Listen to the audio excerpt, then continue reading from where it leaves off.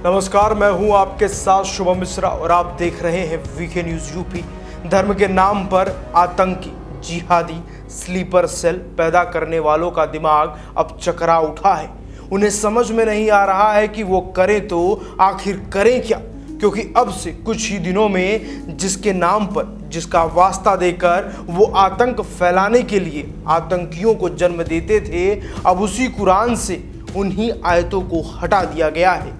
बता दें कि कुछ महीने पहले फतवा जारी कर कई मौलानाओं ने जिसकी गर्दन काटने का इनाम रखा, यानी कि यूपी के शिया सेंट्रल वक्फ बोर्ड के पूर्व चेयरमैन वसीम रिजवी, उन्हीं ने अब नई कुरान छपवा दी है, जिसमें से कुरान की 26 आयतें गायब हैं। ये 26 आयतें वही हैं जिन पर वसीम ने आतंकवाद को बढ़ावा देने का आरोप और मुख्य वजह बताया था। और अब वसीम इस नई कुरान की सबसे पहली कॉपी मुसलमानों की सबसे बड़ी संस्था all India Muslim personal law board के अध्यक्ष मौलाना राबे हसनी नदवी को भेजने का फैसला भी ले लिया है।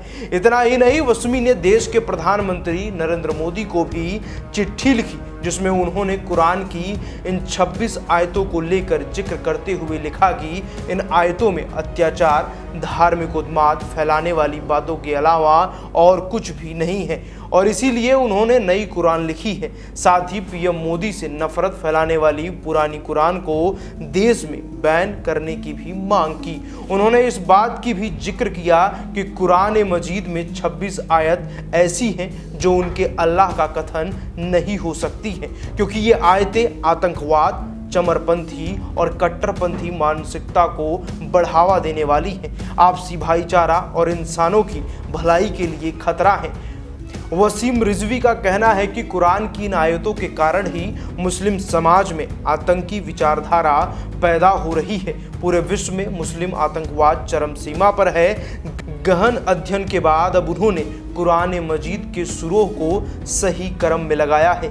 इसी के साथ ही अब यह कुरान बाकायदा प्रकाशित होने के साथ ही जल्द ही बाजारों में भी आएगी, जिससे मुस्लिम धर्म को मानने वाले और इस धर्म को जानने में रुचि रखने वाले लोगों के हाथ में एक नई कुरान अब आपको नजर आएगी, जिससे लोगों में प्यार और भाईचारा फैलेगा। अब जो लोग प्यार और भाईचारा के खिलाफ हैं, वो जरूर ही इसका विरोध कर सकते हैं, वसीम का सिर कलम कर सकते हैं, फतवा जारी कर सकते हैं। आपकी क्या राय है इस नई कुरान को लेकर? हमें कमेंट बॉक्स में जाकर लिखकर जरूर बताएं, और उत्तर प्रदेश से जुड़ी ऐसी तमाम खबरों को देखने के लिए अब आप भी सब्सक्राइब करना बिल्कुल भी ना भूलें। VK news UP. धन्यवाद।